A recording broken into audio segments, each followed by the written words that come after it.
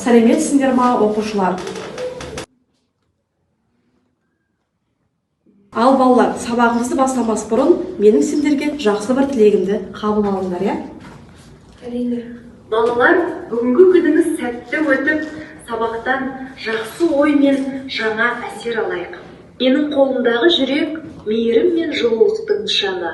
Осы жүректей жылы көңілмен сабағымызды бастайық. Ал балалар, келесі кезек бізде үй тапсырмасына сәйкестендіру әдісі арқылы мен тақтаға дұрыс есептің жауабын қойдым. Дәптеріміздегі есеппен салыстырып, егер дұрыс болса, дескриптор бойынша 1 балмен бағалаймыз. Қане, сәйкестендіру бастаймыз. Ал балалар, үй тапсырмасын тексеріп алса, келесі миға шабуыл әдісі арқылы өткен тақырыпты есімізге түсіреміз. Қазір бірнеше сұрақ қоям, соған жауап бересіңдер, я? Бірінші, көбейткішті түбір белгісінің алдына шығару үшін кім жауап береді? Жақсы, жарайсыңдар, Гүлсім. Көбейткішті түбір таңбасының алдына шығару үшін бұл берілген санды екі санның көбейтіндісі арқылы жазамыз. Ол санның біреуі түбірден шығатын сан болу керек. Солай түбірден шығарамыз. Жақсы, жарайсың. Келесі сұрақ. Теріс санның тақ дәрежесінің арифметикалық квадрат түбірін табуға болады ма? Болады ма? Жоқ. Болмайды. Жақсы, жарайсың. Олар барлығымыз дәптерді ашып, бүгінгі күнді жазып, яғни бүгін бізде 8 қазан. Бүгінгі біздің сабағымыздың тақырыбы квадрат теңдеулерді шешу. Яғни бүгін біздің мақсатымыз осы сабақтан алатын сендердің квадрат түбірдің қасиеттерін, түбір таңбасы бар өрнектерді түрлендіруді бүгінгі сабақта біз қолданатын боламыз, я?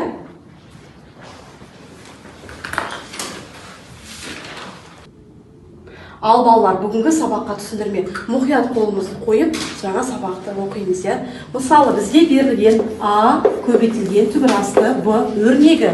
Бұл жерде балалар А 0-ден үлкен және Б-ның мәні де 0-ден үлкен. Енді біз бұл берілген өрнекті балалар қазір бүгінгі тақырыпқа сай көбейткішті түбір таңбасының ішіне енгіземіз. Яғни біз берілген А мәнін түбір астына енгізу үшін біз білеміз, я, түбір астына санның несі кіреді бізде балалар?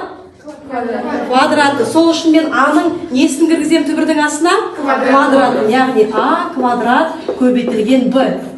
Яғни мен А көбейтілген түбір асты Б өрнегін, түбір асты А-ның квадраты көбейтілген Б өрнегіне алмастыра аламын ба? Алмастыра аламын, я? Яғни бұл екі теңдік бізде не болады? Тең болады, я? Түсінікті ғой балалар? Жақсы, керемет. Ал балалар, өткен тақырып есімізге түсірдік, жаңа тақырыпқа мысал келтірілді, я? Енді олай болса, жаңа сабақты бекіту мақсатында топтық тапсырма орындаймыз. Яғни қатар бойынша бірінші, екінші, үшінші топқа бөлмеміз, я? Енді әр топтан бір оқушы келіп тапсырманы таңдап аламыз. Бір-бірден келеміз, я балалар?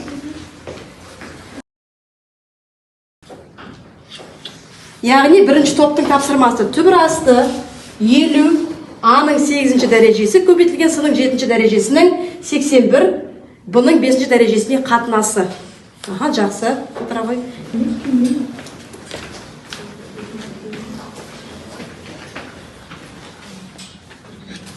Бұл жерде мен тобыма берілген тапсырма 8 А-ның квадраты, Б-ның 7 дәрежесі, С-ның 9 дәрежесі.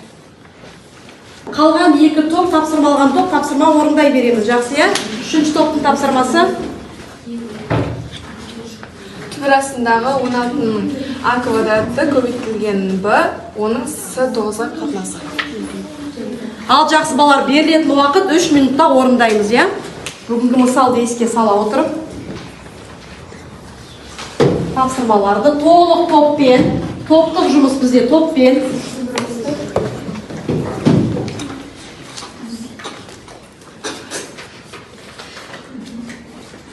Ал балалар, бізге берілген уақыт аяқталды, болған топ белгі береміз.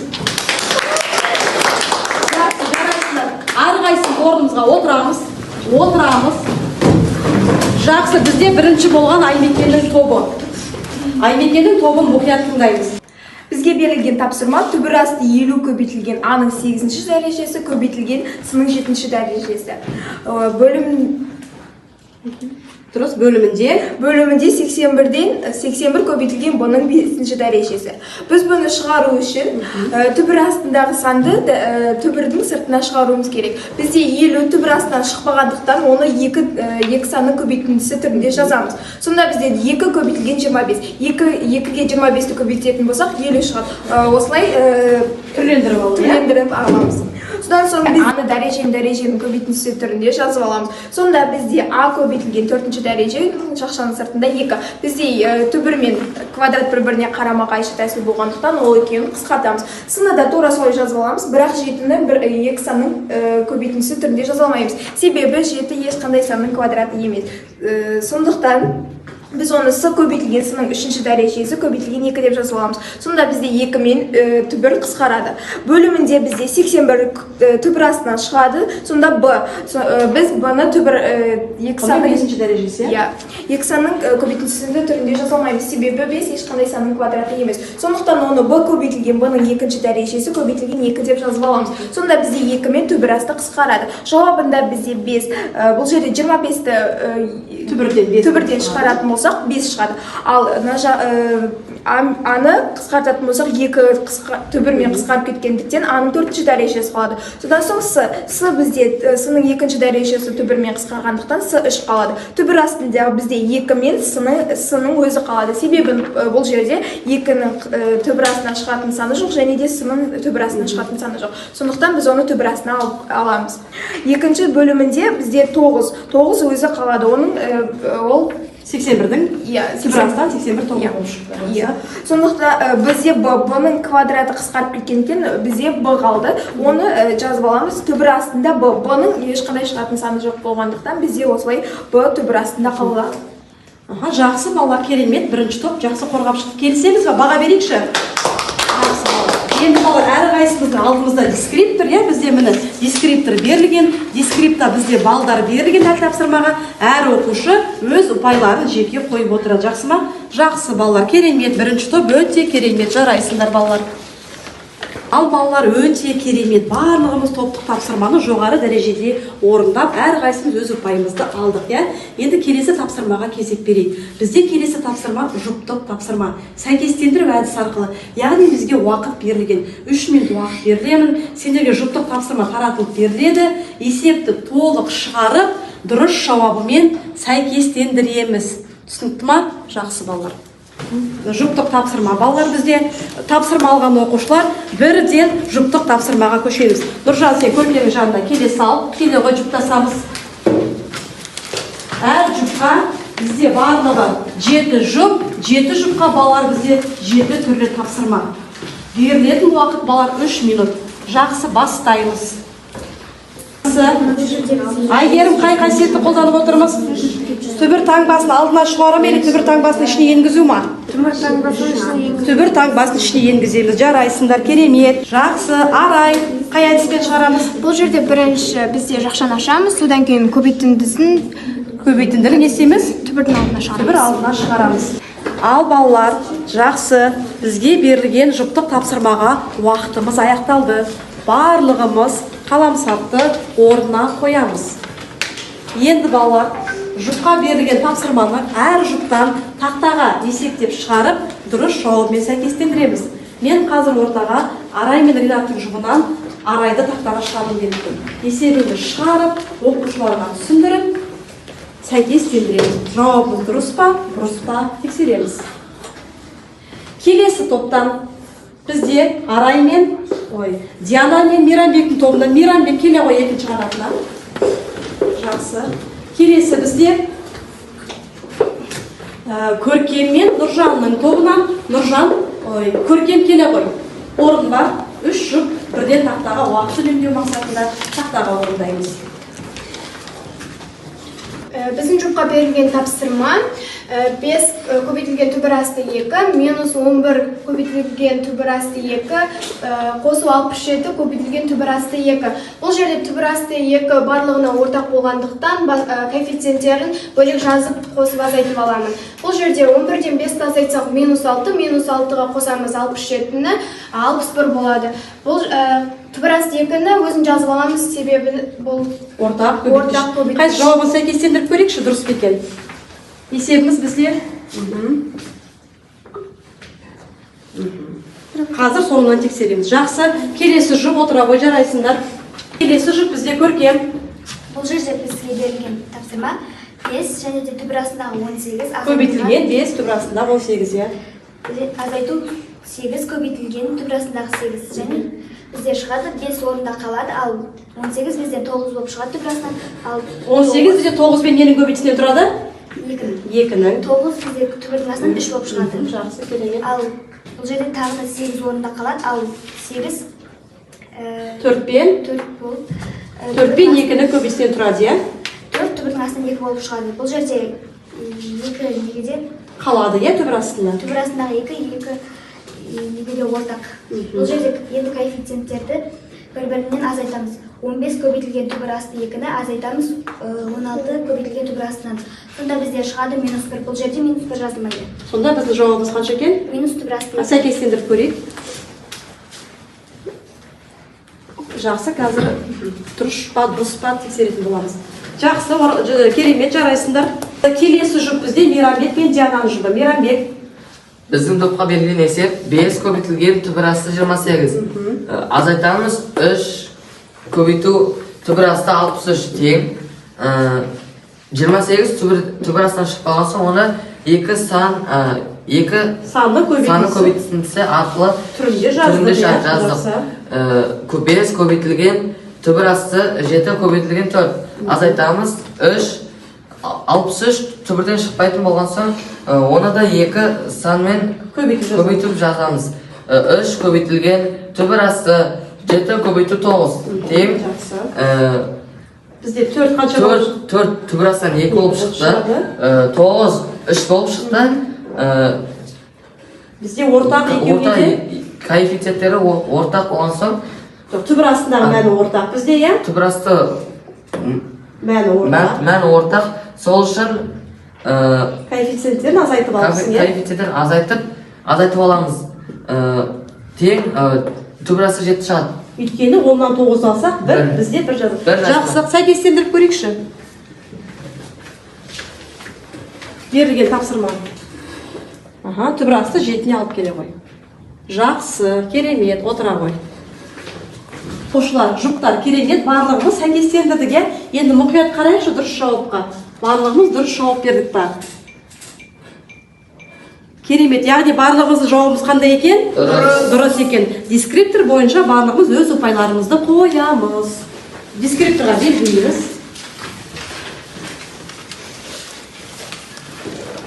Балалар өте жақсы тапсырмаларды бүгін біз өте жоғары деңгейде орындап жатырмыз, иә?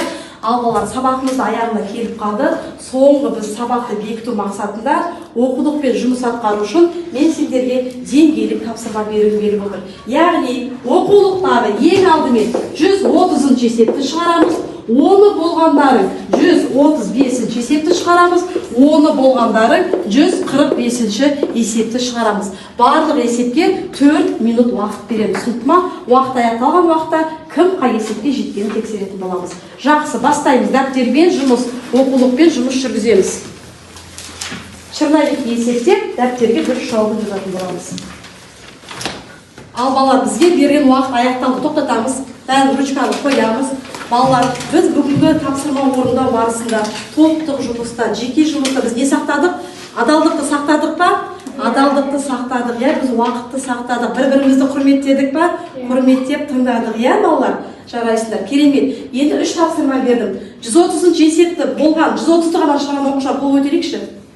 130-ды ғана кім шығарды? Жақсы, керемет. 130-дан беріп тақтаға келе ғой. Келесі 130-ды да 135-тен шығарған оқушылар қол көтерейікші. 130-ды да 135-тен шығарған оқушылар. 135-ке келген оқушылар. Жақсы, керемет. Айгерім келе ғой тақтаға. Ал енді 3 есепті де болған оқушылар қол көтерейікші. Керемет. Күлсін келе ғой тақтаға. Жақсы, балалар. Есепті тақтаға жазып алдық, иә, балалар? Енді мұқият, дұрыс па, бұрыс па, бәріміз мұқият қарап отырып тексереміз. Яғни 130-шы есепті шығарған оқушылар мұқият қараймыз. Берік айта қойшы, қалай шығарды? 1,5 көбейтілген түбір асты 10, ал 3 көбейтілген түбір асты 3-тен 1. Бұл жерде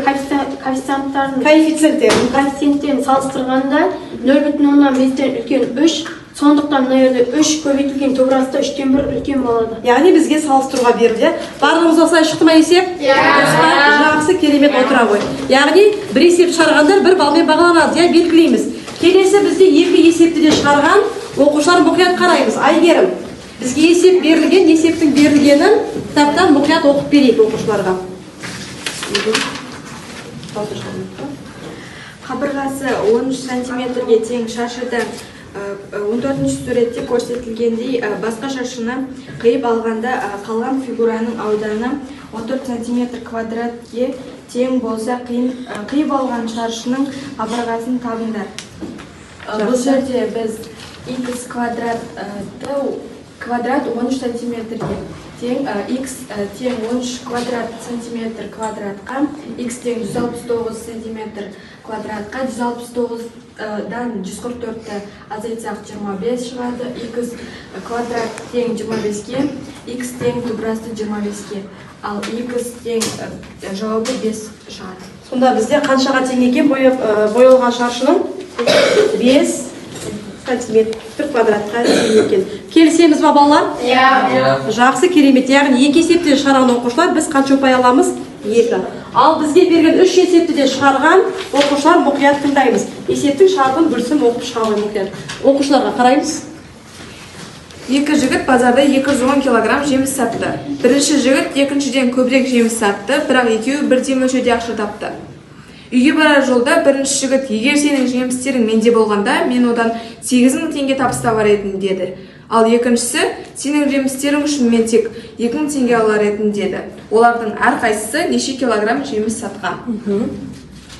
Яғни бізде бұны теңге ретінде қарастырып алдық. Яғни x қосылған y тең 210 килограмм. Яғни x ол бірінші жігіт, екінші жігіт деп қана. Жақсы. X бірінші жігіт ол 8.000 теңге, ал екінші жігіт ол 2.000 теңге. Енді x-ті y-ге қатынасын табамыз. Бұл жерде 8.000-ді 2.000-ға бөлсек 4 шығады. Енді 4-ті осы теңдеу x-ті орнына. Не тауып алдық? Яғни x бірінші жігіт қанша килограмм сатқан екен тауып алдық, иә? Енді сол x-ті орнына қойып шығарамыз. Яғни 4 егілік қосылған егілік тең 210. 4 егілікке қоссақ 5 егілік тең 210. Егілік тең, яғни бізде 42. Бұл бізде бірінші бір жігіттің егіліктің мәніне. Енді қайсысын табамыз біз? Енді біз x-тің мәнін табамыз. Яғни x тең 4 егілік. X тең 42-ні орнына қоямыз, сонда 4 көбейтілген 42 тең 168. Яғни екінші жігіт бұл бізде 168 килограмм сатқан. Жақсы, керемет, жарайсыңдар. Дескриптор бойынша барлығымыз бағалаймыз балалар. Жақсы балалар, біздің сабағымыз осымен аяқталды. Енді барлығымыз мұқият дескриптор бойынша барлығымызды өзімізді адал, дұрыс, әділ бағалаймыз. Түсінікті ма? 1-3 секунд уақыт балдарды түгендеп шығамыз. Барлығымыз дескриптор бойынша дұрыс бағаласақ, ұпайларымыз жылдам айтқаншы. Берік. Мен 8 қой. 8. Нұржігіт. Мен 7. 7. 8. 10. 7. Мейрамбек. Дауысын шығарамыз. 7. 7. 8. Жақсы балалар, керемет, барлығымыз керемет дәрежеден ұпай жинаған екенбіз. Олай болса 2 жұлдыз бір тілек әдісі арқылы кері байланысып келейікші. Келе ғой Шаймекен, яғни 2 жұлдыз 2 түсінген бүгінгі сабақтан алған әсерің және келесі сабаққа тілек, бір тілек. Яғалеміз, айта ғой. Мен бүгін санды түбірасына кіргізуді және шығаруды үйрендім. Түбір таңбасынан шығару. Мен келесі сабаққа жақсы көңіл күйде келемін. Жақсы, керемет, отыра ғой. Бүгінгі сабақ үшін сендерге үлкен рахмет. Бүгінгі сабақты жақсы түсінді деген ойдамын. Күнделігімізді ашып, үйге тапсырып 131-ші есепті аламыз. Ал балалар, рахмет, сау болыңдар.